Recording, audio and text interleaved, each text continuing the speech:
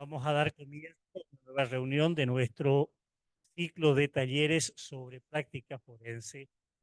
La reunión de hoy tiene que ver con la audiencia preliminar, para qué sirve y cómo desenvolvernos en seno de ella. Eh, para explicar brevemente qué es esto de la audiencia preliminar, para ubicarnos metodológicamente, me he permitido contar a través de las filminas que voy a reproducir que en el esquema de nuestro proceso civil a partir del nuevo régimen, el nuevo código que está vigente desde fines de 2021, nuestro proceso tiene, proceso ordinario, 5 etapas. 3 de esas etapas son escritas y 2 de esas etapas son orales. Nuestro proceso entonces es mixto, combina la oralidad con la escritura. Estoy haciendo referencia a nuestro proceso ordinario, llamado por la ley ordinario por audiencias, porque audiencia preliminar solamente existe en el proceso ordinario por audiencias. Pues bien, ¿cuáles son brevemente esas 5 etapas? La primera de esas etapas es escrita. Es la etapa postulatoria o introductiva. Esta primera etapa tiene 2 grandes actos que son los que lo caracterizan por excelencia, y me refiero a la demanda y a su contestación. Eventualmente, en esta primera etapa de postulación o introductiva, también pueden, al contestarse la demanda, oponerse excepciones y defensas, y eventualmente puede también reconvenirse.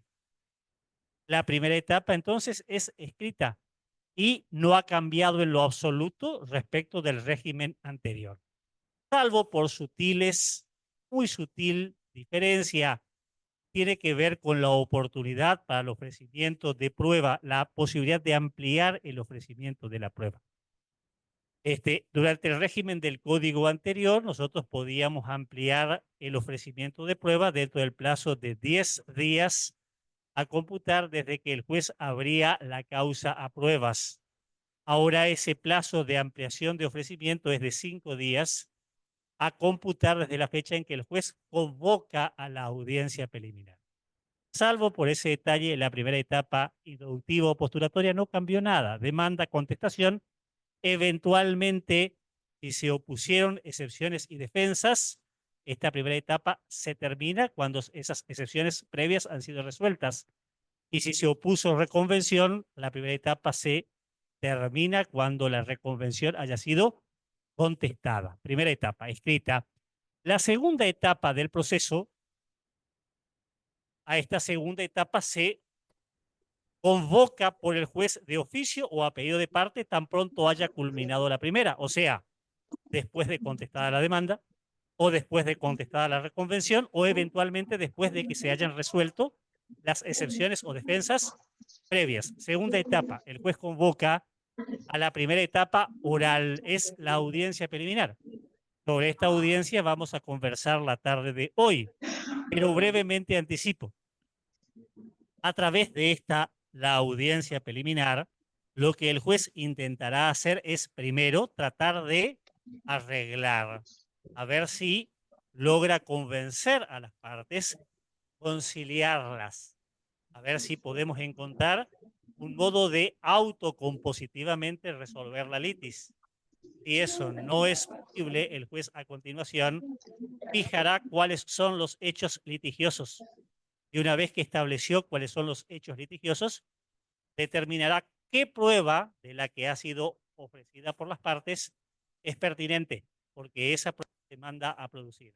La que el juez considera que ya no es útil, que es superflua o superabundante, el juez la peina y la elimina en la audiencia preliminar. La tercera etapa, concluida la audiencia preliminar, se pasa a la siguiente etapa, otra vez escrita. Es la etapa de... A ver, por favor. No más. Es la etapa de producción de prueba. Para hablar con propiedad es la etapa de producir la prueba objetiva, por oposición a la prueba subjetiva. Se llama prueba subjetiva a la que proviene de personas. La testimonial y la confesional, toda aquella que no proviene directamente de personas, es la prueba objetiva. La prueba objetiva se desarrolla en esta tercera etapa, prueba de peritos, prueba de informes, prueba de reconocimiento judicial, y producido esto en el plazo que el juez establece, pasamos a la siguiente etapa. La cuarta, otra vez, es una etapa oral. La audiencia final, audiencia también denominada de vista de causa. En esta audiencia se produce la prueba de tipo subjetivo, es decir, prueba de confesión, en nuestro régimen, prueba de declaración de parte, la prueba de los testigos y eventualmente, si el juez así lo ha establecido, si hubiere necesidad de dar explicaciones a la pericia, podrá aprovecharse de esta audiencia para que el perito, en la presencia del juez y de las partes, brinde las explicaciones del caso. Entonces, confesional, testimoniales, eventualmente explicación de peritos y por último, presentación de alegatos oralmente en la audiencia. Ya se cierra esta cuarta etapa con el llamamiento de autos para sentencia, porque con la audiencia final o de vista de causa ya se ha producido toda la prueba. La que no se haya producido hasta entonces ha caducado. Con la conclusión de la cuarta etapa, la audiencia final, el expediente queda en estado de ser sentenciado, si hasta los alegatos ya se han presentado, y entonces pasamos a la etapa final, que es la etapa quinta, otra vez escrita, de sentencia y de recursos. Esta última etapa vio en lo absoluto respecto al régimen anterior, excepto en los plazos para oponer las apelaciones, pero salvo ese detalle meramente formal. La etapa de sentencia. Hasta aquí estamos. Son repaso de las 5 etapas en las que está distribuido el desarrollo y procedimiento del proceso por audiencias, el ordinario por audiencias, en el régimen de nuestra. La reunión de hoy tiene que ver entonces, les conté, con la audiencia preliminar. Es la segunda etapa. Cuando se convoca, lo anticipamos tan inmediatamente como haya concluido la primera etapa. La primera etapa, ¿cuándo concluía? Diría que la mayor de las veces cuando se contestó a la demanda. Pero a veces, al contestarse a la demanda, se opuso reconvención.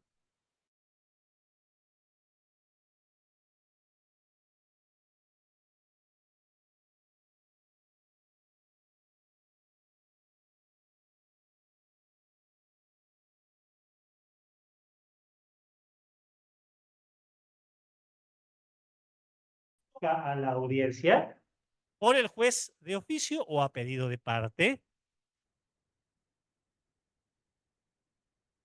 Se notifica, es deber del órgano judicial cumplir con esa notificación porque se hace al domicilio electrónico, a la cuenta en la que cada uno hemos constituido nuestro escrito de postulación. Llegado el día de la audiencia, supongamos el día de hoy, 6 de junio, 10 de junio a las... Nuestro control remoto anda como el país, ¿eh?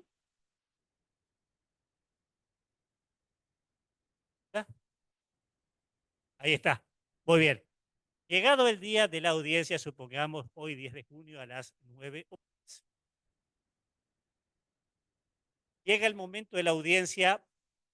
La presencia del juez es inexcusable, bajo pena de nulidad absoluta. Significa lo siguiente. Si la nulidad es absoluta, primero, la nulidad es insalvable y sobre su particular, el planteo puede hacerse sin límite temporal. Ves que hay un plazo de 5 días para plantear nulidades. Esto ocurre, el plazo de 5 días es para las nulidades relativas, que por cierto son la inmensa mayoría. El 99% de estas nulidades son relativas.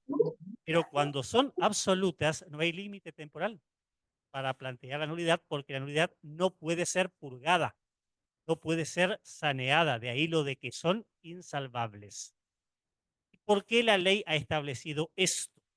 Quienes peinamos algunas canas sabemos que, sin nombre propio, en Corrientes, durante la vigencia de la ley anterior, todavía en el presente, durante el régimen de la ley procesal laboral, existía la corruptela de que el juez estaba presente al angaú, estaba presente en la formalidad, en la mentira del acta, pero no estaba presente en los hechos.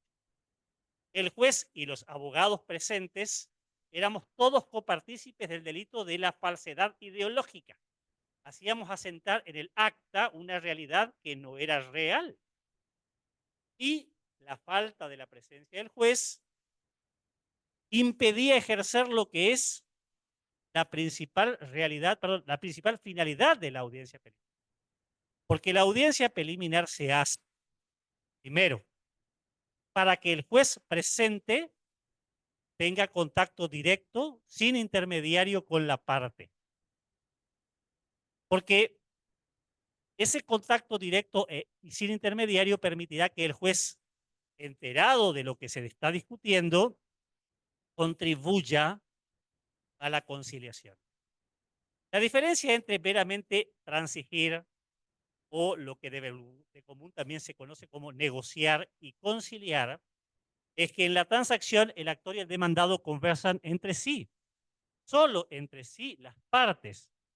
En la conciliación el diálogo no es bilateral, es trilateral.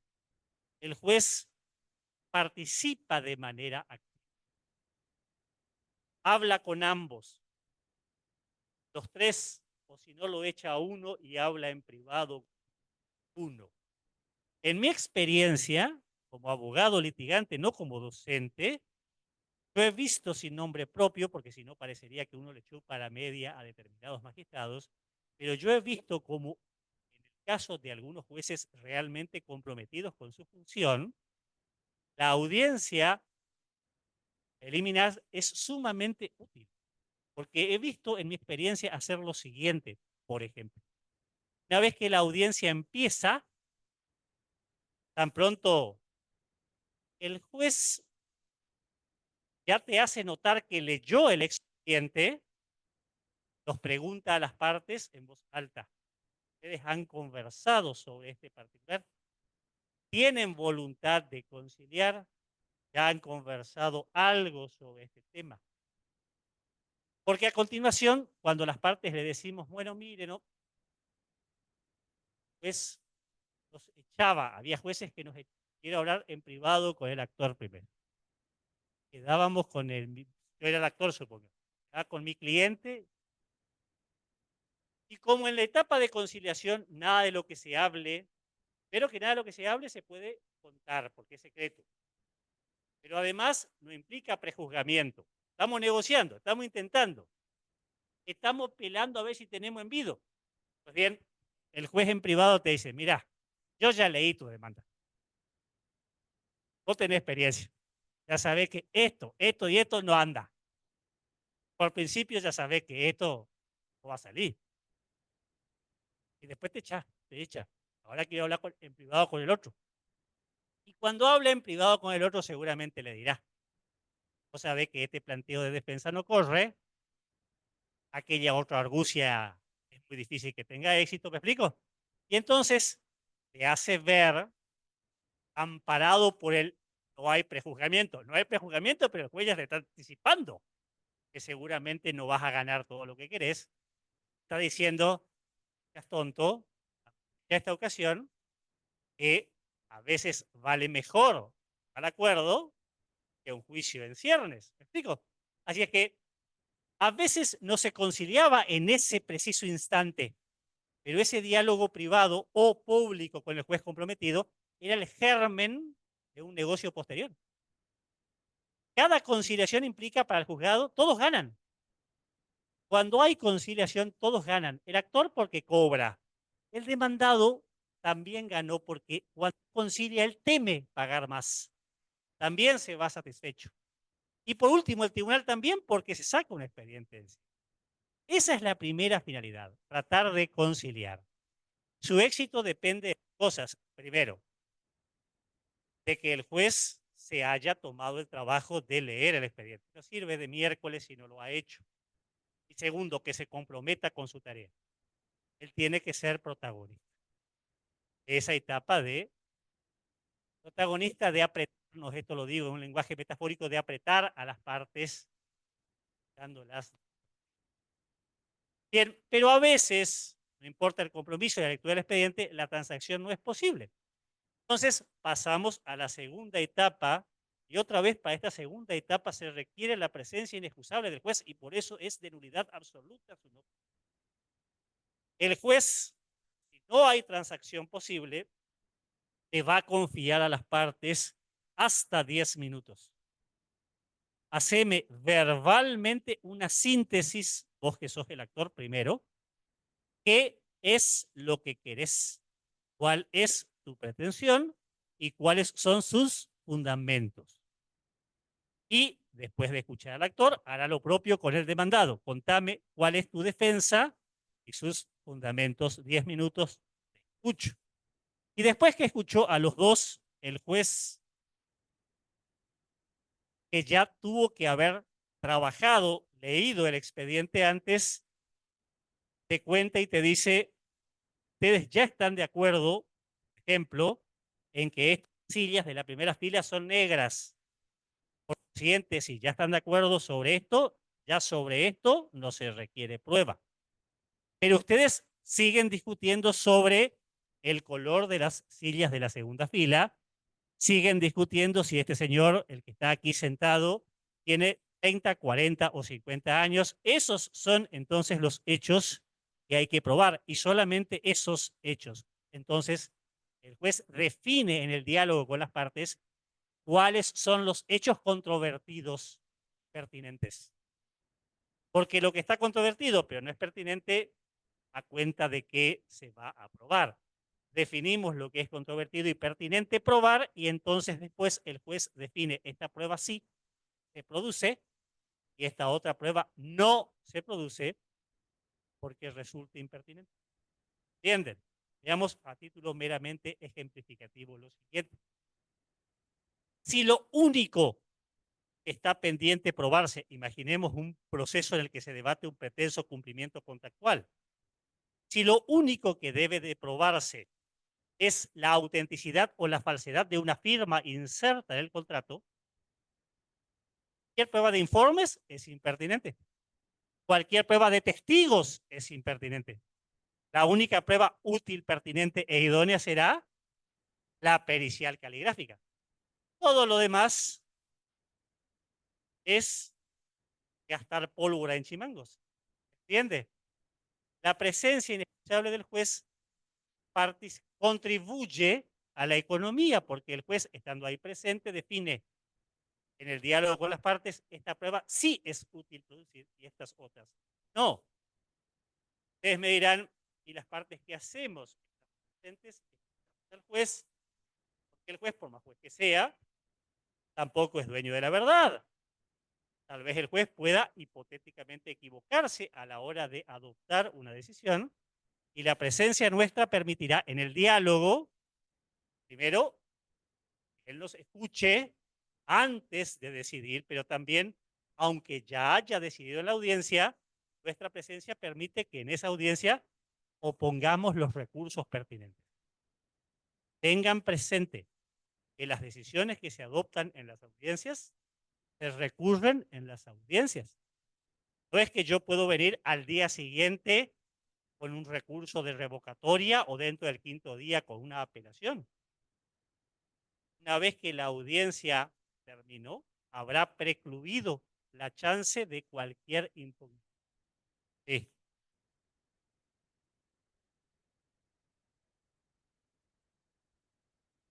naturalmente, naturalmente. De modo que, a ver, ya el juez emitió la decisión y dijo, de la prueba ofrecida por las partes, la única que se mandará a producir, anticipo, es la pericial caligráfica. Punto. Ninguna otra. Todas las demás para mí son impertinentes. Ya adoptó la decisión. Si en tu interpretación existe otra prueba que es esencial y por consiguiente que la decisión del juez es justa, arbitraria y es contraria a tu interés, en ese momento pedís la palabra. El juez, ya adoptada por usted la decisión, en este acto opongo contra esa decisión recurso. que corresponda.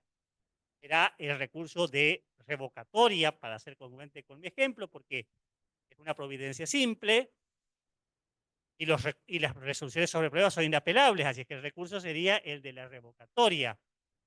En cualquier caso, señor juez, yo opongo el recurso, deme el trámite que considere y mi fundamento es el siguiente. Vamos a fundar como una revocatoria o como una apelación, pero ya no por escrito. Es que esta audiencia todo se hace oral, se interpone y se funda el recurso en el acto, pero verbalmente. De hecho, el juez debe en la misma audiencia, a continuación, es posible que se tome una breve pausa para pensar la decisión. Pero esa es la oportunidad, al menos por principio. ¿Entendemos? Por último, cierro. Si el juez advierte en esta audiencia,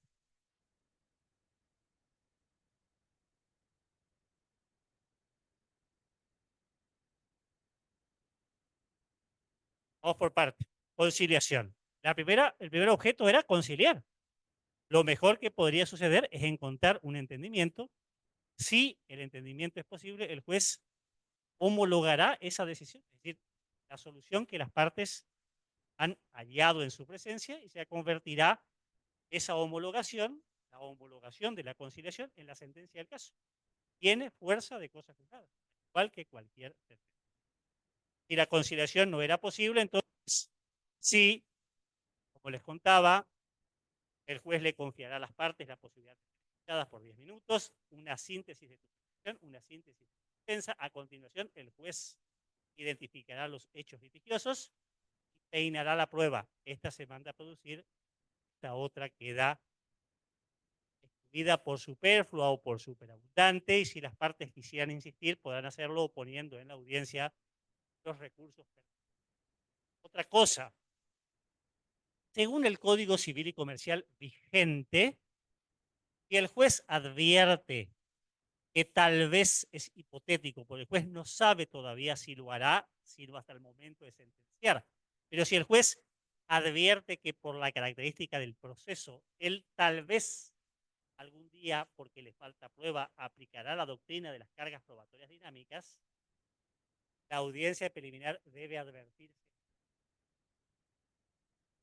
En todo caso, proceso por mala praxis, o proceso en el que se defiende derechos de un consumidor, proceso por simulación, etcétera, típico proceso en el que la carga dinámica tiene vigencia. El juez en la audiencia le dirá a las partes, cierto que en este tipo de procesos, si me falta prueba, yo tal vez aplique en la sentencia esta doctrina. Así es que, en lo particular, vos que sos el demandado, no te duermas en los laureles, no digas después que te resultás sorprendido con esa hipotética aplicación al momento de sentencia. ¿Estamos? ¿Y si no hay hechos controvertidos? ¿Y si no hubiere hechos controvertidos? Porque puede suceder que, llegado el día de la audiencia, el juez se encuentre con que el actor y el demandado ambos están de acuerdo sobre cómo ocurrieron los hechos. Y sin embargo discuten ya no sobre los hechos, sino sobre la calificación jurídica de los hechos. Es lo que se denomina cuestión de puro derecho. El debate no está en cómo ocurrieron los hechos litigiosos, el debate está en cuál es el derecho aplicable a esos hechos. El juez advierte que ese es el estado de situación. En la audiencia, después de escuchar a las partes, declara la cuestión de puro derecho y llama autos para sentencia. Así es que saltamos de la segunda a la quinta etapa, porque no hay etapa ni de producción de prueba, ni hay etapa de audiencia final o de vista de causa. ¿Lo entienden?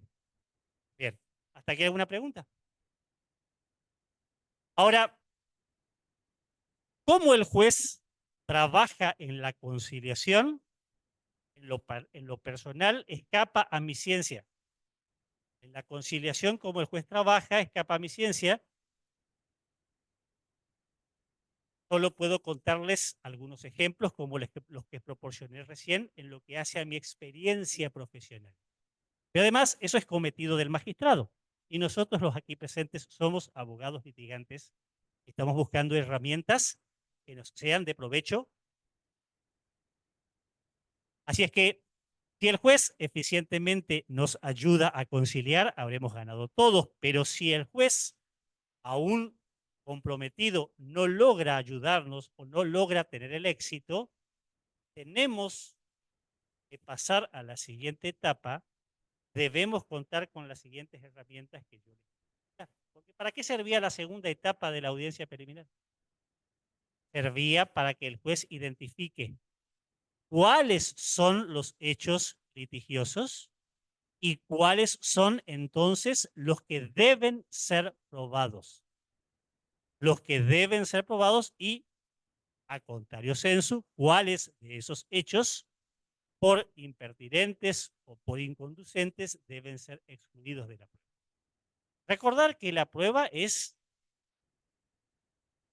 la interpretación, el capítulo más importante que tiene el proceso. Que de la prueba depende convencer. Cuando el abogado convence, triunfa porque convence. El abogado no convence porque no probó. La defensa de la prueba que nosotros consideraríamos requiere el manejo de las siguientes herramientas. ¿Cómo el juez y sobre la base de qué el juez define qué es lo que debe probarse y cómo un abogado fiscaliza la decisión del juez sea jurídicamente? Bien, ¿qué debe probarse en un proceso? ¿Qué es lo que debe probarse en un proceso? Fijan el que quieran, puede ser un divorcio, puede ser un alimento, puede ser un por cumplimiento de contrato, puede ser un de tránsito, el que quieran, por prescripción adquisitiva. ¿Qué es lo que debe, qué es lo que debe probarse en un proceso? ¿Qué clase de hechos deben ser? Y naturalmente, pero algo más. Controvertidos, bueno, hechos litigiosos u hechos alcanzados por el objeto de la prueba son sinonimias, equivalencias. Hechos litigiosos o necesitados de prueba son equivalencias. Ahora, para que un hecho necesite prueba, sea hecho litigioso, entonces, debe reunir ciertas características. El hecho no reúne esas características. Son tres esas características. Las tres características deben estar presentes de una manera simultánea. Esas tres cualidades al mismo tiempo. El hecho de ser, primero, firmado; segundo, controvertido; y tercero, conducente. Afirmado, controvertido y conducente. Afirmado por quién y afirmado cuándo. ¿Por quién y cuándo? El único que aporta hechos al proceso es la parte, sea actor o demandado. Solo se prueba lo que las partes hayan afirmado. ¿Lo entienden? Esto es absoluto. Las partes en un proceso civil son soberanas en la aportación de los hechos. De la misma manera que el juez es soberano a la hora de aplicar el derecho que él juzga correcto. Hay una distribución de competencias o de cometidos. Las partes traen los hechos y el juez aplica el derecho. ¿Lo entienden? Entonces, ¿qué se prueba? Solamente lo que la parte afirmó y no importa lo que el juez piense o cree, solo lo que la parte lo afirmó.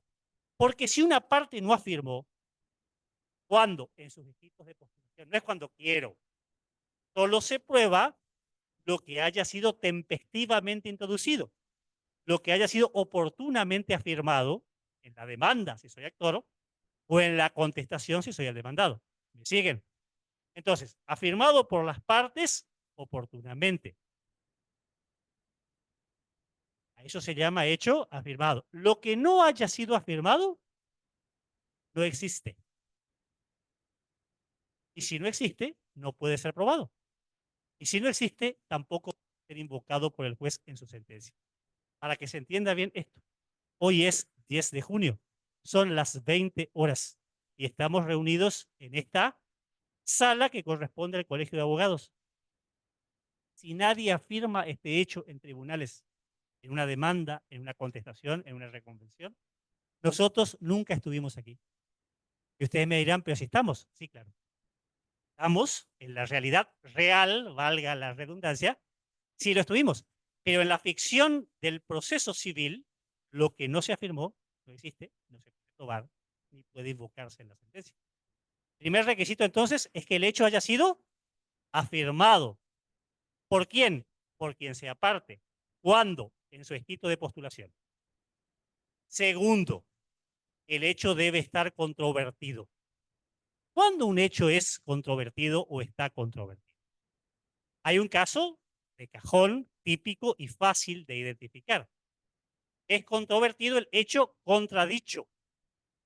Yo afirmé X y mi rival lo negó. Yo afirmé que celebramos un contrato y el demandado al contestar dice, no es verdad, yo ni te conozco. Más negocié ni celebré contigo acto ninguno. Yo afirmé, me chocaste. No, yo no te choqué, dijo mi contrario. El hecho contradicho, afirmado por uno, el otro lo ha negado de manera expresa, categórica. Ahora, ¿qué pasa cuando una parte afirma algo y la otra parte guarda silencio? O cuando la otra parte responde haciéndose el loco, es decir, contesta con evasivas. Yo afirmé, celebramos un contrato y el demandado no contestó. O contestando, guarda silencio. ¿Qué pasa ahí? ¿El hecho queda tácitamente consentido? Yo lo afirmé, el actor. Mi rival no contestó, o al contestar guardó silencio, o al contestar respondió con evasivas. Significa que el que calla otorga, como dice el aforismo popular, el que calla consiente tácitamente. ¿Esa es la solución de la ley? O sea, si yo afirmé y mi rival cayó, ¿el hecho queda contradicho o ya quedó admitido? ¿Qué les parece?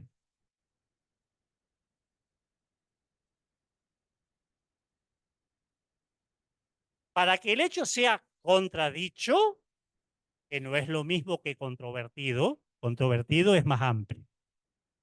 Técnicamente, y si hablar y de hablar con propiedad se trata, contradicho significa afirmado por una parte y expresamente negado por la otra. Si es contradicho, es controvertido. Ahora, acá estamos discutiendo una circunstancia distinta, porque mi rival no lo negó, antes bien no contestó o lo hizo a través de evasivas. Y entonces, ¿el hecho quedó tácitamente consentido? La respuesta es no.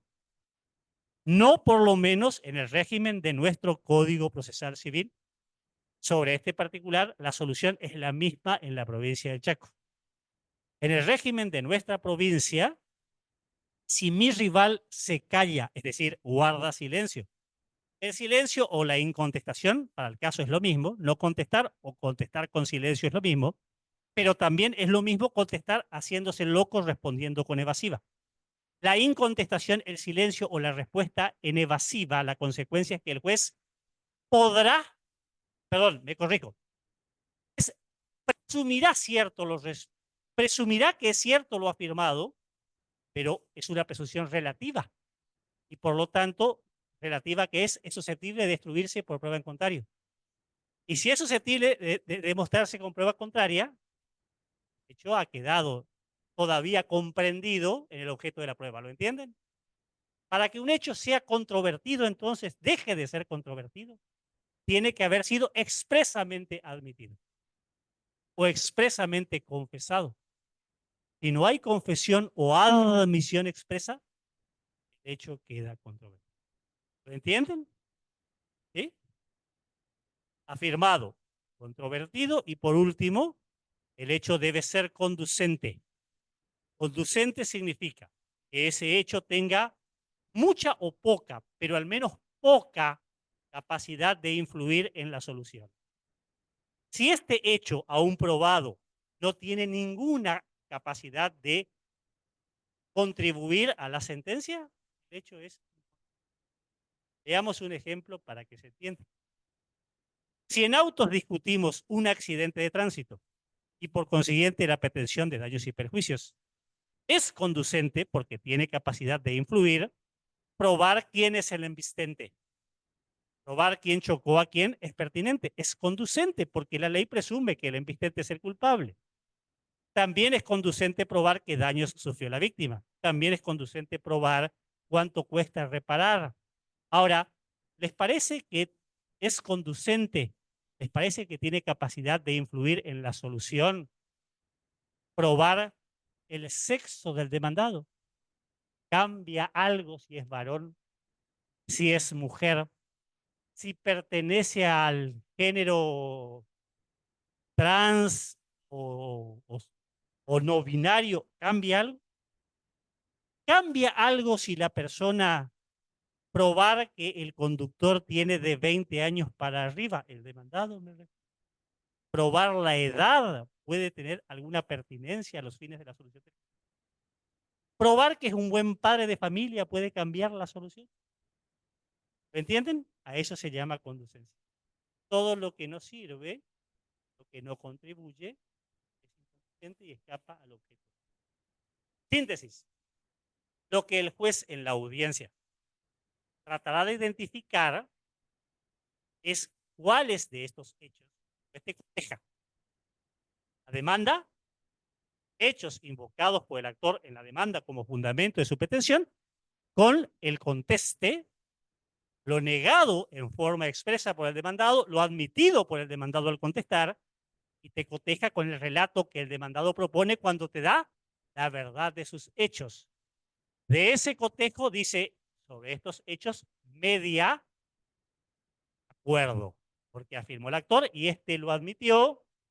Sobre esto no están de acuerdo, y sobre todo esto en lo que no están de acuerdo, de estos 10 puntos sobre los que no están de acuerdo, 9 son conducentes.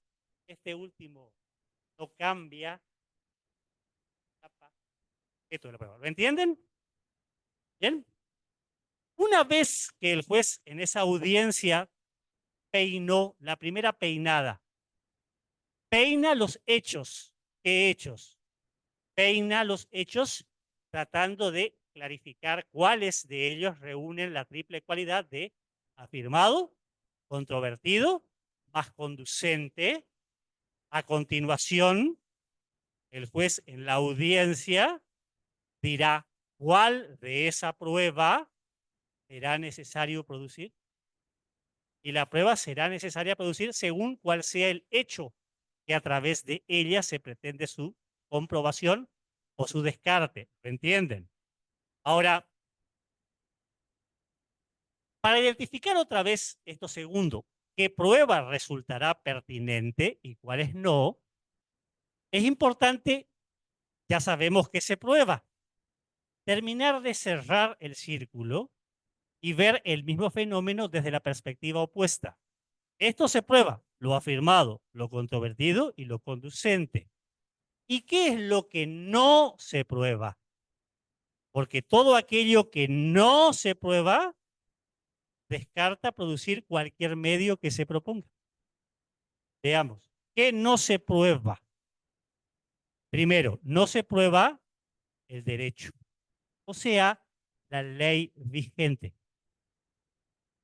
Existe una presunción iure et de iure, presunción que no admite prueba en contrario, es una presunción absoluta. La ficción, de las ficciones más grandes que tiene el derecho. Esa presunción absoluta, la ficción más grande del derecho, dice así: iura novit curia. Iura novit curia, del latín al castellano, significa el juez sabe el derecho, la corte sabe el derecho. Los jueces, los más estudiosos que conozco, los más disciplinados que conozco, saben mucho de leyes, pero no hay el juez que sepa todo el derecho, porque todo el derecho es casi infinito.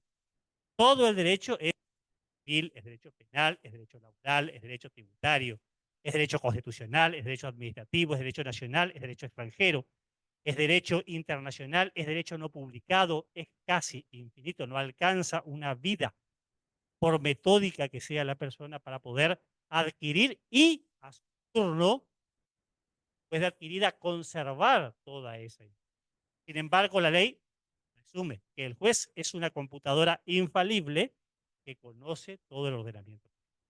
Como la ley presume que el juez conoce el derecho, las partes no necesitan probar que la norma existe, está vigente. Ojo que son dos cosas distintas. Tal vez la ley existe, pero como el Código Civil de Vélez ya no está vigente. ¿Quién puede negar que el Código Civil de Vélez era ley? Nadie. Y sin embargo, lo que no tiene hoy es vigencia. Son dos cosas distintas, la existencia y otra cosa. Entonces, no se prueba ni la existencia ni la vigencia de una norma jurídica, no al menos por principio. ¿Por qué por principio? Porque existe al menos un par de situaciones que son dignas de analizar, porque son más bien excepcionales o singulares de mínima. La primera es qué pasa con el derecho que no está publicado. Al menos, no sé si la mitad, pero una porción muy significativa de la ley vigente jamás se publicó en el boletín oficial. Veamos ejemplos. ¿Ustedes creen, por ejemplo, que las ordenanzas que emite el Consejo Deliberante de Caacatí se publican? Y las que emite el Consejo Deliberante de El Libertador se publican. Yo diría que en un 90% esas ordenanzas jamás se publican. Probablemente sí las más importantes, quién sabe, las ordenanzas a través de las cuales se aprueba el presupuesto municipal y casi que paremos de contar. Otro ejemplo, todos asistimos a la Facultad de Derecho y por eso somos diputados. La facultad tiene cientos, la de pública tiene cientos de reglamentos que gobiernan las relaciones entre el decano, el vicedecano, el secretario académico, el docente, el alumno. Esos reglamentos, sin embargo, es ley vigente, ¿lo entienden? Supongamos entonces que alguien considera que su derecho está conculcado, que ha sido conculcado, y que la norma jurídica que lo ampara es el reglamento 47 ganado de la Facultad de Derecho de la Universidad de Norte. Un reglamento que jamás se publicó. La pregunta es, si la norma jurídica que es mi fundamento de mi pretensión o defensa no ha sido publicada, ¿hay que probarla? ¿Qué les parece a ustedes? Sobre el particular existen dos visiones en la doctrina. La primera, llamémosle la escuela clásica, que dice que el juez de pedo sabe de leyes a veces, esperar que el juez también sepa del derecho no publicado es pedirle peras al olmo. No lo dicen así, lo explicito de una manera más coloquial. No esperemos imposibles, no seamos tan exigentes, que el derecho no está publicado, el juez no es mago, no es adivino, que el derecho no está publicado, que el que quiere celeste que le cueste, que el derecho no esté publicado, el interesado deberá probar que la norma existe. Lo que ocurre es que esta escuela clásica es anterior a muchas cosas, entre otras cosas, es anterior a que se le confía a los jueces poderes como el poder de ver instructores, poder de ver para que mueva meta e indague, y es anterior.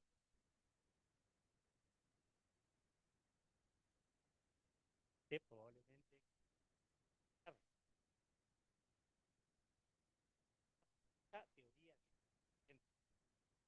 La segunda teoría dice lo siguiente: el derecho, aunque no esté publicado, es derecho.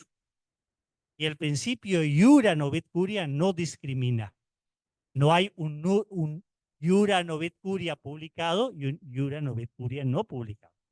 Cuando un principio del derecho no discrimina, no es del exégeta formular esa distinción. Y es derecho que el juez se ocupe de él. No exijan de eso a la parte. Que el juez googlee o que el juez mande a averiguar si tiene recursos y resortes para eso. Pero además, sería sumamente injusto, cómodo, consentir, imagínense esta situación, lo odiosa que sería. 3, 4, 5 años de juicio solo en primera instancia, para que el juez, como pulpo a 8 manos, se rasca el higo y te dice, te rechazo tu demanda o te rechazo tu defensa solamente porque la norma no está aprobada. La norma que es de mi resorte, porque es de mi soberanía aplicar. ¿Entienden? Bien, dejado a salvo mi opinión, como entenderán, yo adscribo a la segunda opinión. A mí me parece imperdonable que el juez renuncie a su misión más importante, porque la misión más importante de un juez es encontrar la norma que resuelve el caso de manera eficiente. Si el juez no aplica, no encuentra la norma y verifica, ni hace renuncia a su misión más importante. Entonces, adscribo a la segunda opinión, pero como abogado litigante también recomiendo lo siguiente. Como jueces comprometidos abundan, pero como jueces vagos, esos de los tipo pulpos, también los hay. Al abogado que litiga, jamás exponerse, que algún juez cómodo que encontrará en la doctrina argumento, determina. Si la norma no está publicada, anticipate al mal, prevenilo y probá su existencia. Una segunda situación que es singular y digna de análisis es qué pasa en los procesos laborales con los convenios colectivos de trabajo. El convenio colectivo de trabajo, lo saben ustedes, no hay necesidad de ser un especialista en la materia, tiene una naturaleza jurídica especial. Es una naturaleza jurídica sui generis, le dicen, porque está a mitad de camino, se sitúa aquí. A mi izquierda está la ley, el convenio colectivo de trabajo no es una ley. Si fuese ley, iura novit curia, el juez debería conocerlo. Tampoco es un contrato, a mi derecha, porque si fuese un contrato, las partes deberían probar. Es un contrato parecido, y es parecido a la ley sin serlo. Se ubica acá, a mitad de camino, y entonces, ¿qué hacemos? ¿Qué hay que hacer con los convenios colectivos de trabajo? Mi pretensión o mi defensa tiene fuente en ese convenio colectivo de trabajo. La parte debe probar que el convenio existe y que está vigente. La respuesta viene dada, por cierto, por la ley de contratos de trabajo. La ley de contratos de trabajo crea una solución que también es híbrida o sui generis. Dice, no hace falta probarlo, pero sí mencionarlo. Partes, si pretenden beneficiarse por el convenio, tienen que al menos mencionarlo en su escrito de postulación. Si no ha sido mencionado, no ha sido afirmado. Y si no ha sido afirmado, no puede ser objeto de invocación. ¿Explico? Si ha sido invocado, ya es del resorte del juez, compromiso y competencia del juez verificar si en efecto el convenio existe y a continuación continúa. Estamos, primero, no se prueba el derecho con las singularidades o con las excepciones a las que hicimos referencia. Segundo, no se afirma, perdón, no se prueba lo que no haya sido afirmado. ¿Lo recuerdan? De entrada dijimos, lo no afirmado no existe. Este no puede probarse ni puede invocarse como fundamento de la sentencia. Esa es la regla, pero esa regla admite una excepción. Y la excepción es la siguiente. Se llama hecho simple o secundario. El hecho simple o secundario es aquel que no se afirmó. Sin embargo, está íntimamente vinculado con lo que sí se afirmó. No se afirmó, pero está íntimamente vinculado con lo que sí se afirmó. Veamos un ejemplo. La madre y el padre. A mi derecha el padre, a la izquierda la madre. Se disputan la responsabilidad parental, es decir, quién de ellos quedará a cargo en el día a día del hijo menor. La madre no dijo que el padre es un ebrio consumidor, no lo dijo. Sin embargo, sí ella afirmó que está en mejores condiciones de salud física, mental, que el padre. Estoy en mejor condición física y mental Él, al contestar, no dijo que ella es adicta consuetudinaria a las drogas, pero dijo, yo estoy en mejores condiciones sanitarias que mi ex esposa. Nadie afirmó que este es borracho y que ella es falopera, lo entienden, y sin embargo, es implícito. Y entonces, ella podría ofrecer una pericia toxicológica y él podría hacer lo propio. Ella. A eso se llama hecho secundario.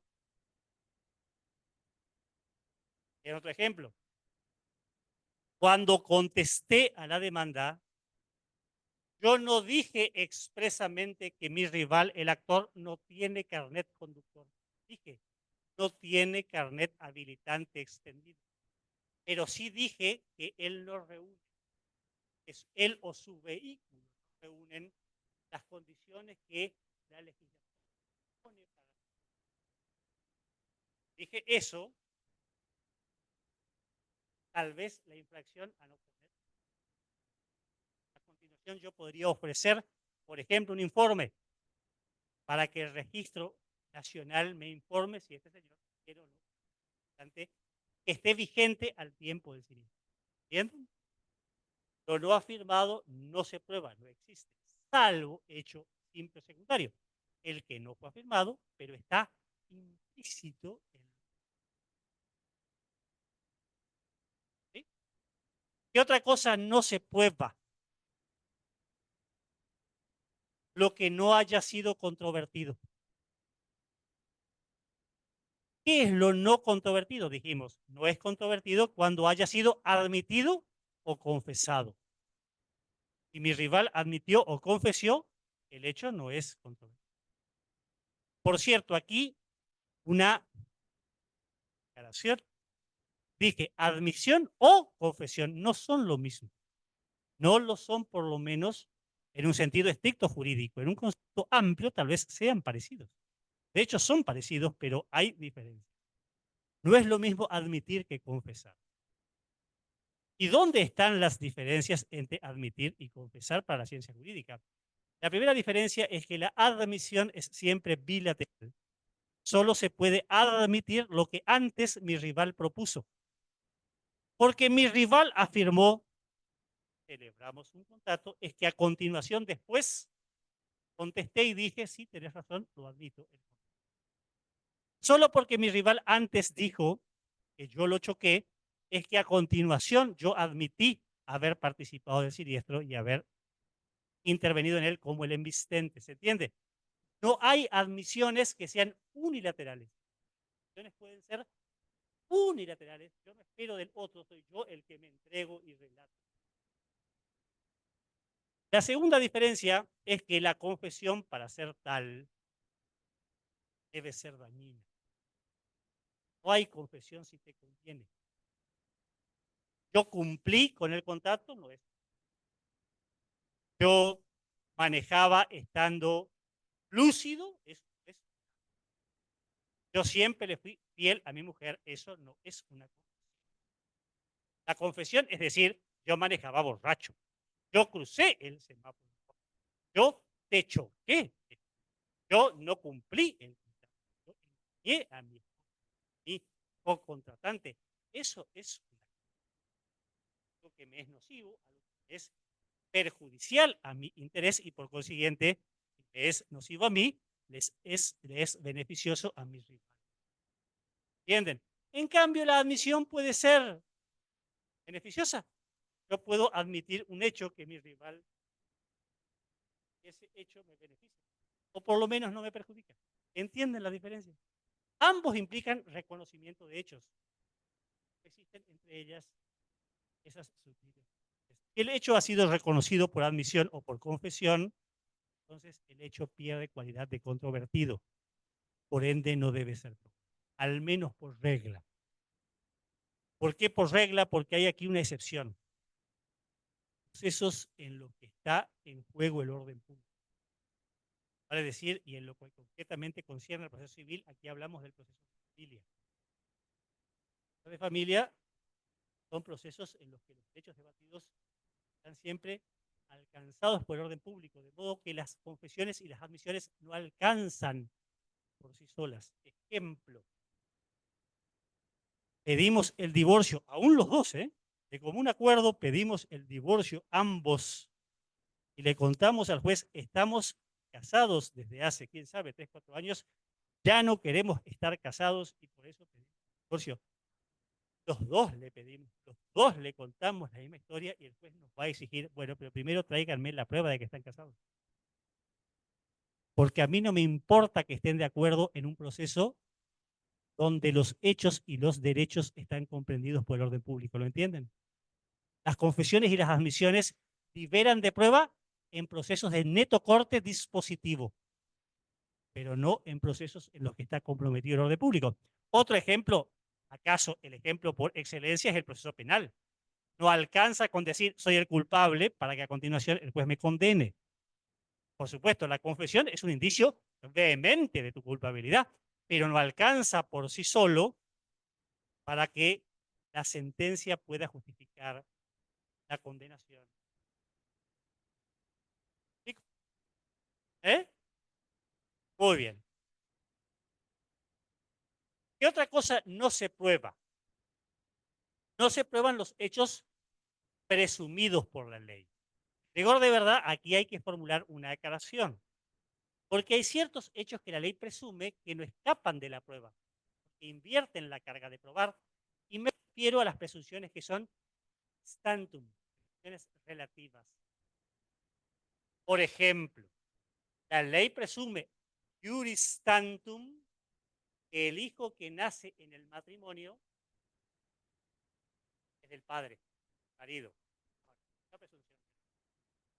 Siempre el ternero le pertenece, siempre, siempre al esposo. ¿Ves? Ese no fue, aunque estaba casado con el padre. ¿Se entiende o no? La ley presume relativamente que si nació en el matrimonio es hijo del marido, pero esa presunción puede destruirse por prueba inventaria. La ley presume relativamente que el que chocó, que el embistente, tiene la culpa, pero a veces puede ocurrir que el embistente no sea el culpable. Entonces, deberá cargar él con la demostración. ¿Qué quiero decir con esto? Que las presunciones no escapan de la prueba. Lo que sí escapa de la prueba son las presunciones absolutas. De hecho, ¿cómo se conceptualiza a una presunción absoluta? Iure de iure. Porque no permiten prueba. La ley presume, sin admitir prueba en contrario, que el juez conoce. La ley presume, sin admitir prueba en contrario, que las personas tenemos residencia y principal asiento de nuestros negocios en nuestro domicilio real. La ley presume, sin admitir prueba en contrario, que si han muerto en un evento común, ¿quién murió primero? Que murieron todos al mismo tiempo. ¿Entiende? Absolutas descartan la prueba. ¿Qué más no se prueba? Lo notorio. ¿Qué es un hecho notorio? Y anticipo, no es lo mismo que evidente. En la praxis tribunalicia muchas veces los colegas utilizamos las palabras notorio y evidente como si fuesen conceptos equivalentes, como si fuesen sinónimos. No lo son. Aunque tienen algo en común. Ni lo notorio ni lo evidente se prueba. ¿Dónde está la diferencia? La diferencia está en que lo notorio es un hecho que es conocido por el común de la gente. La mayoría, no todos, pero al menos el común de las personas que conforman el núcleo social, la causa tramita en Corrientes y la causa tramita aquí en Corrientes, el hecho debe ser notorio aquí en Corrientes. Para el común denominador de las personas que conformamos esta sociedad, es decir, para el común denominador de las 500.000 personas más o menos que habitamos esta ciudad. Por ejemplo, ¿cómo se llama el puente que une la ciudad de Corrientes con la provincia del Chaco? Si uno pregunta, es un hecho notorio que ese puente se llama General Belgrano. La mayoría, no sé si todos, pero al menos el 99% de quienes vivimos aquí, tenemos conocimiento de esas circunstancias. Sabemos que vivimos a la ribera del río La mayoría sabemos que hemos sido dados como ciudad hace más de 400 años por un español que se llamó Torres de Vera y Aragón, etcétera. La mayoría sabemos que nuestro gobernador hoy se llama Gustavo o Valdés, que nuestro presidente se llama Milei, etcétera. ¿Ya? Son hechos que el común de la gente conoce. Ahora, la notoriedad es un concepto difícil. Funciona muy bien cuando les cuento el concepto abstracto. Pero la notoriedad, cuando baja a la praxis, a veces genera dificultad porque lo notorio es un concepto jabonoso en lo práctico. Es como el pescado cuando recién sale del agua, se nos bala. ¿Por qué? Porque depende de dos datos y esos dos datos son relativos. El tiempo y el espacio. Tiempo y el espacio. Hay hechos que son notorios hoy, pero no son notorios ese mismo mañana o ayer. Veamos un ejemplo sencillo. Tiempo. ¿Cómo se llama el presidente argentino hoy? La respuesta es fácil. El presidente argentino hoy se llama Hey. Bien, creo que todos saben la respuesta, pero y les pregunto a continuación, ¿cómo se llamaba el presidente argentino en 1866? Es el mismo hecho.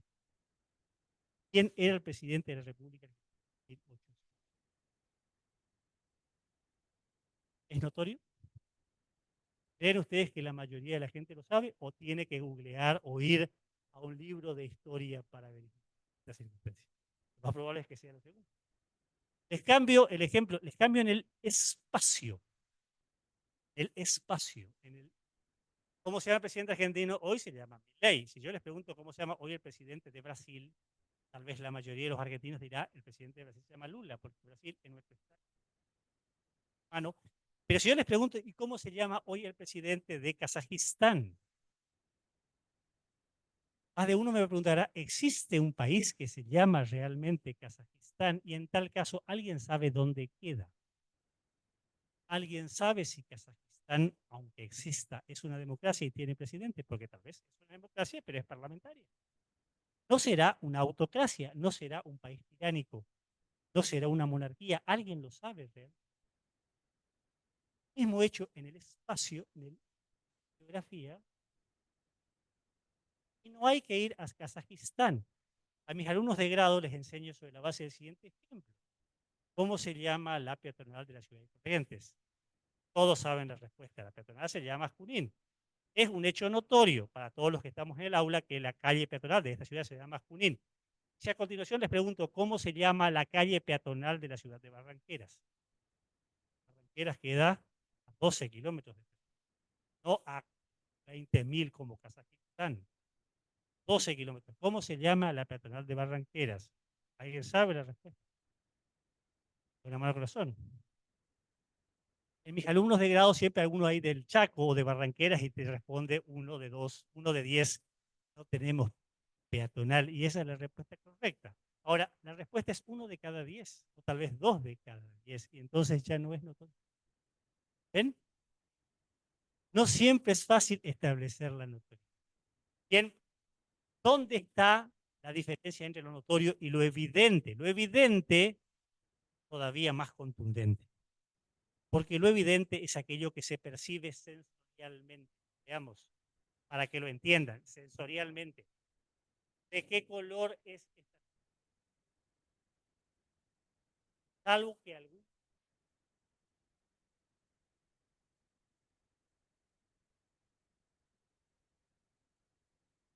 Yo les pregunto, si la sal es dulce o salada. ¿Cuál es la respuesta? La respuesta es obvia, la sal es salada. Evidente. Porque también es evidente que el azúcar, también es evidente que el invierno es más frío, que el verano es más cálido, que el agua del río es dulce y que el agua del mar es salado, que el agua del río es líquida y que el agua de los glaciares es sólida. Digo, son todos hechos que se perciben por vista, por el gusto, tacto, o por oído, por cualquier persona, no importa la formación técnica. Pero también es hecho evidente lo que ha sido comprobado científicamente, pero comprobado de manera absoluta, no es meramente teórico o posible. Por ejemplo, que 2 más 2 es 4 y que 3 por 3 es 9, eso es evidente. Que la Tierra gira sobre su propio eje, que la Tierra gira alrededor del Sol, que la Tierra es esférica, excepto para 10 infradotados que se dicen terraplanistas. Son todos hechos evidentes, comprobados de manera absoluta por la ciencia, ¿lo entienden? Lo evidente, lo comprobado sensorialmente o de manera absoluta por la ciencia, se prueba porque es evidente. ¿Qué otra cosa no se prueba? Los hechos normales.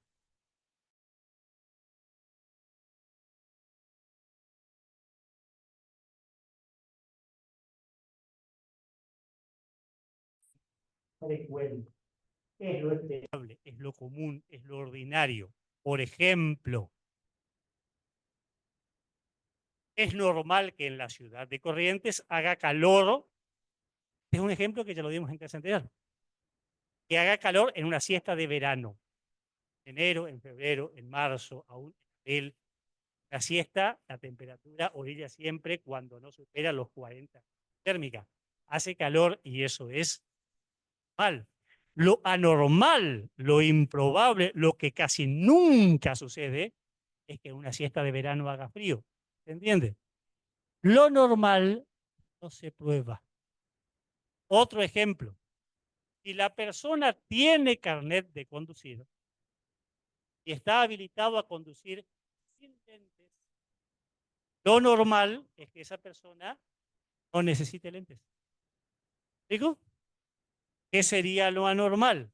Que estando habilitado a conducir sin lentes, no tenga la necesidad de utilizarlo. ¿Me explico? Bien. Lo normal no se prueba. Sin embargo, quien pretenda lo anormal, lo improbable, debe cargar.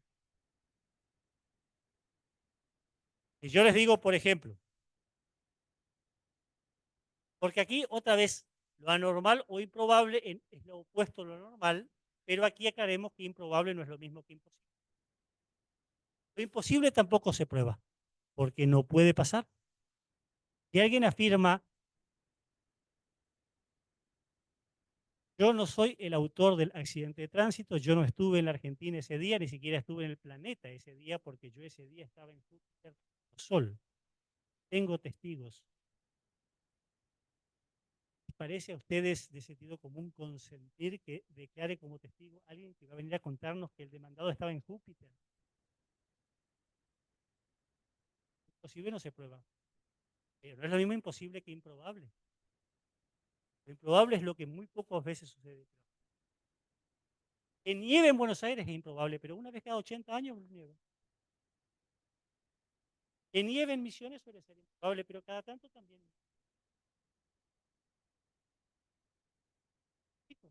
Entonces, a mis alumnos de grado, en el campus les propongo el siguiente ejemplo. El testigo relata que estaba a 4.000 metros del lugar donde ocurrió el accidente de tránsito, a 4.000 metros, que no utilizaba largavistas ni utilizaba telescopio, y sin embargo vio con lujo de detalles quién chocó a quién. ¿Qué dirían ustedes? ¿Es imposible o que es improbable? No es imposible. Y les cuento a mis alumnos,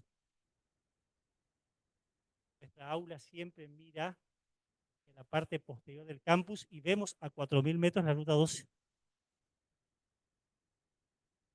Como no hay árboles, nos permite ver con visión normal en la ruta 12.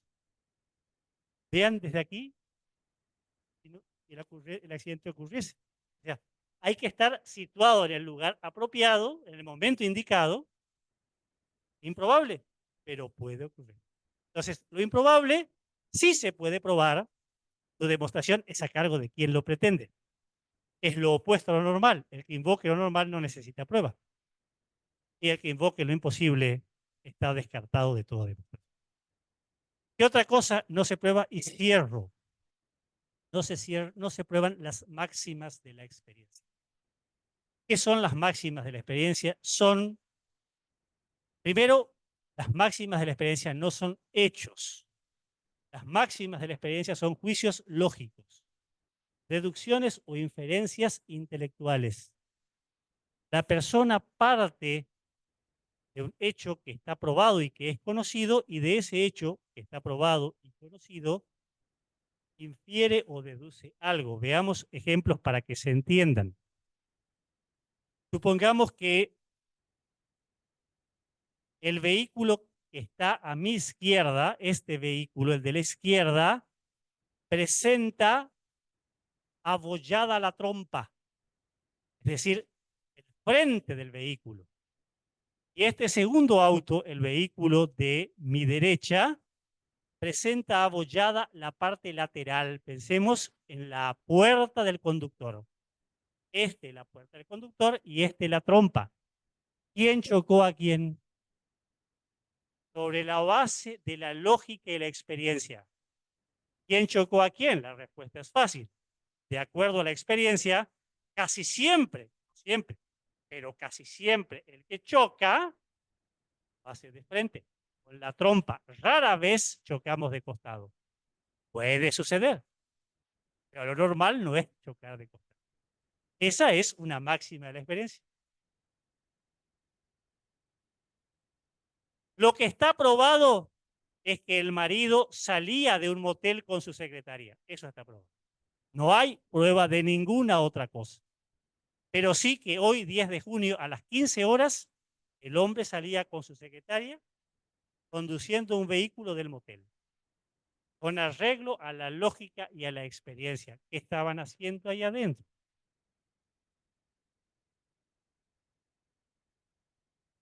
Es un acta notarial, es posible, sí, claro, un allanamiento. O estaban realizando algún trámite de tipo administrativo, yo creo. Raúl, vos sos abogado, eso está claro. Bien, ¿entendieron? Eso es una máxima. A ver, sin buscar esos ejemplos. Pensemos otro. ¿Cómo es tu nombre?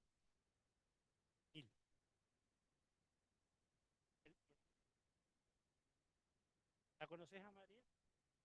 ¿Ya la viste en tu vida?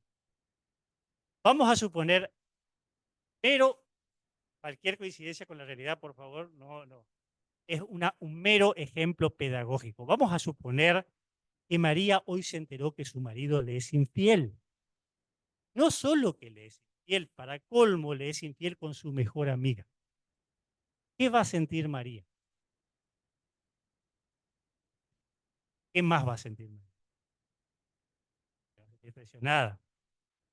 ¿Y qué más le dirías vos?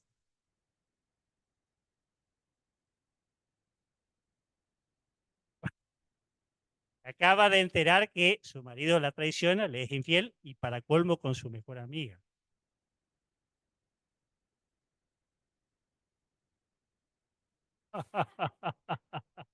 Bueno, pues estamos hablando de María.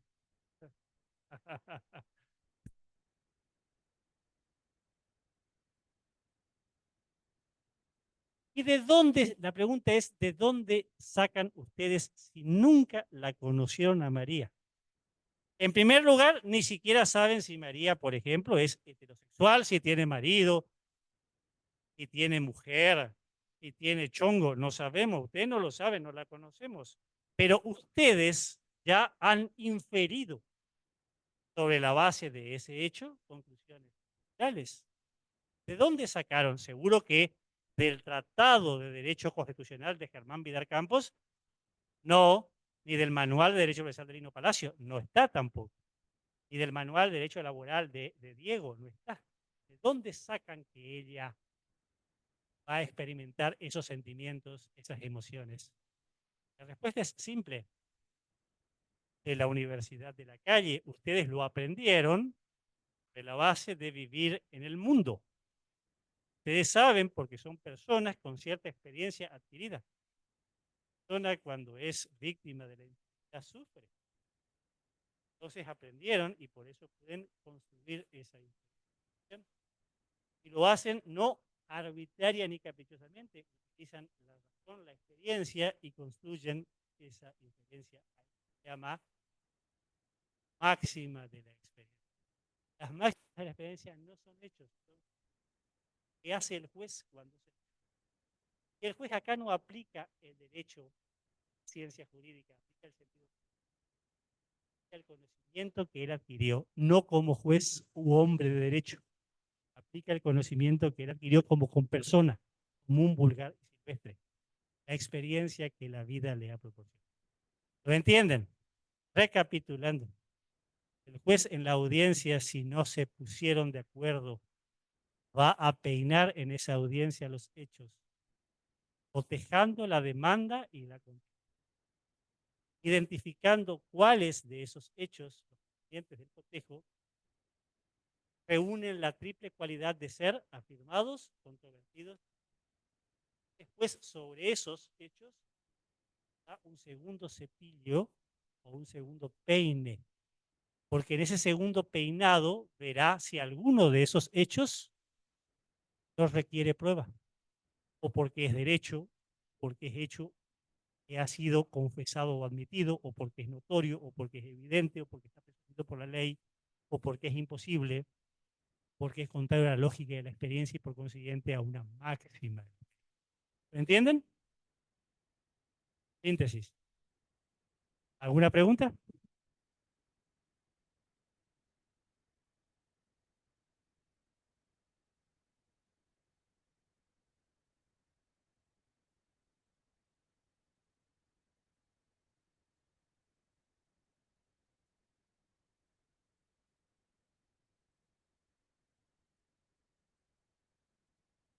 Bien, la prueba ofrece en el 99% de los casos con los escritos de postulación. Significa, si soy actor, con mi demanda, y si soy el demandado, con la contestación a la demanda. Eventualmente, si soy actor, cuando contesto la reconvención. A su turno, existen algunas excepciones previstas por la ley. La primera excepción es, por ejemplo, en el proceso ordinario por audiencias, dentro del quinto día de convocada la audiencia preliminar, las partes tenemos una segunda oportunidad, un changüí, de ampliar el ofrecimiento. Que lo introdujiste en origen, ya tenés. Hay excepciones. Algunas de ellas están previstas por la ley, como este ejemplo que te estoy proporcionando. Otro ejemplo es el de la prueba que es desconocida. Yo no sabía que existía, hoy descubro por casualidad. Cuando una prueba era desconocida, porque o se había extraviado dentro del quinto día que tomo conocimiento de su existencia, puedo ampliar el objeto. Son excepciones que están previstas. Hay excepciones que no están previstas. Una de ellas, preferida, se llama la doctrina de la prueba esencial. Una doctrina que tiene fuente en la jurisprudencia de la Corte con más de 60 años de vigencia. Dice la Corte argentina, Polalillo en la década de 1950. Tomen nota de esto porque este es un salvavidas que nos lleva a tierra cuando ya perdimos toda la esperanza y cuando ahogarnos es lo más inminente.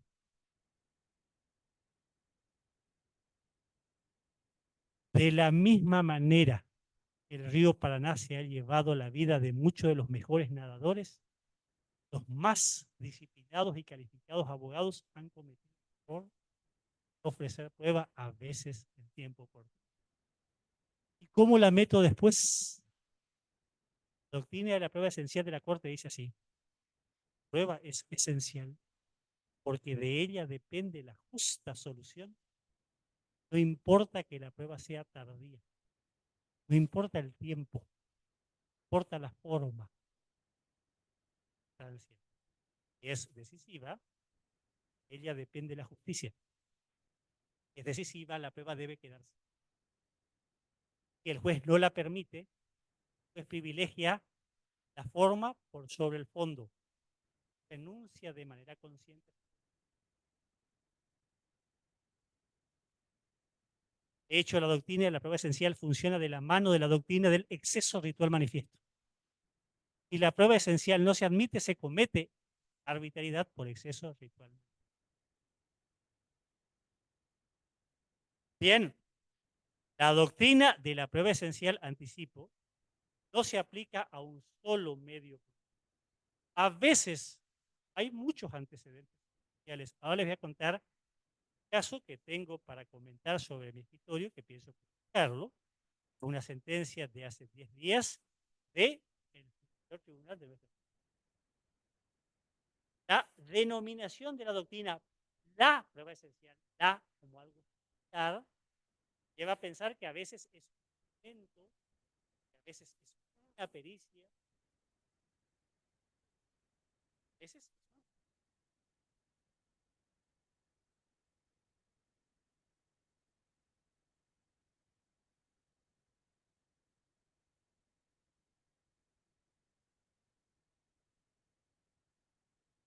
Bueno, a ver, este caso, el que tengo para comentar, fue sentenciado hace 10 días por el Superior Tribunal, era el siguiente. Fíjense lo común de Carlos Silvestre. 2 lotes de 10 por 30 en el Perichón. San Martín. San Martín tiene en el Perichón un predio grande. Estos 2 lotes pertenecen registralmente al Club San Martín. El Club San Martín era el demandado. Los poseedores, o dícese poseedores, demandaron prescripción adquisitiva. En primera instancia y en segunda instancia, en la Cámara, perdieron. Porque, en síntesis, el juez de primer grado, pero también la Cámara Civil, interpretó que el actor, el que decía ser poseedor, no tenía prueba de la posesión, o por lo menos no tenía prueba del alcance temporal de los 20 años de la posesión implicada. Porque les recuerdo que en materia de prescripción adquisitiva no alcanza prueba mero testimonial, la prueba debe ser fundamentalmente documentada. ¿Saben qué pasó? Después de dictada la sentencia, son las vueltas del... Después de dictada la sentencia de la Cámara, muere, fallece el padre del actor. Fallece el padre del actor que había sido la persona que inició la posesión. Fallecido el padre, el actor ingresa a la casa del padre y encuentra en la casa del padre los documentos del inicio de la posesión de los pagos de impuestos de más de 70 años, ya comidos por ratas, comidos por cucarachas. Esos documentos copiosos fueron introducidos a mano, no se podían digitalizar por el estado físico de deterioro en que se encontraban. Todos instrumentos públicos porque eran vendidos por el Estado por pagos de impuestos. La prueba entró 7 años después y por la vía del recurso extraordinario local. El Superior Tribunal de Justicia la admitió con invocación de la doctrina de la Corte. Esta prueba, dijo el Superior Tribunal, es tardía. Tardía con mayúsculas, tardía con negritas, tardía. Sin embargo, es esencial. Porque yo advierto que esto es demostración de que la posesión.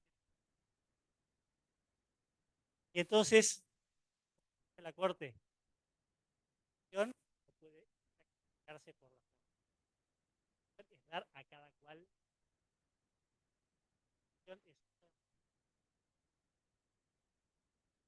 Es la doctrina de la prueba esencial. El salvavidas, última rápido. Producir la prueba, tirarte un lance y convencerle al juez de que es esencial, que de ella depende la solución. ¿Has respondido? ¿Alguna otra pregunta?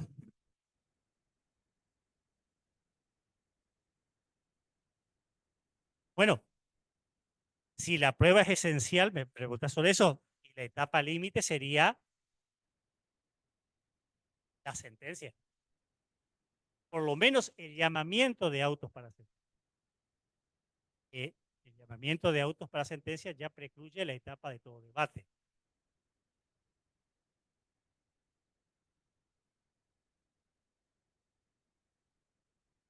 ¿Alguna otra pregunta? Sí.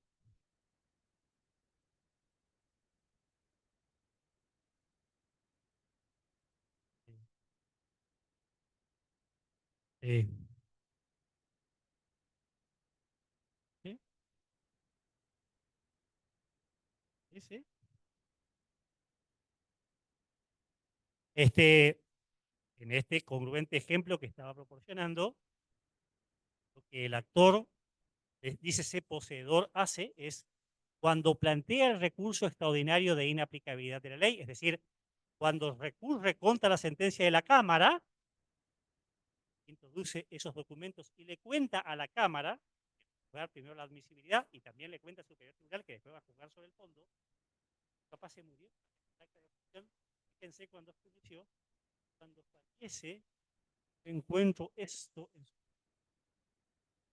No lo puedo ni siquiera digitalizar, por eso se lo voy a entregar de propia mano a la secretaria y le voy a pedir que se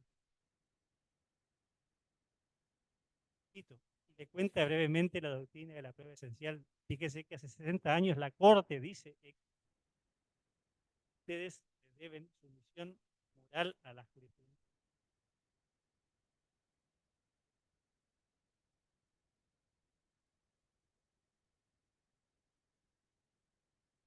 No, no, no. Yo sabía de la doctrina de la Corte, de hecho tengo escrito, pero no sabía que el Superior Tribunal adscriba. Ahora, eso es necesario de un fallo concreto del Superior Tribunal.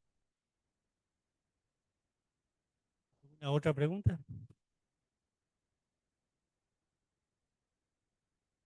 Bueno, muy bien. Hasta la próxima. Buenas noches. Muchas gracias. Si no hay preguntas en el chat, claro, mucho gusto. Vamos a habilitar los micrófonos para los que están conectados en el Zoom. Si alguien quiere hacerle una pregunta al profe, tienen habilitados los micrófonos.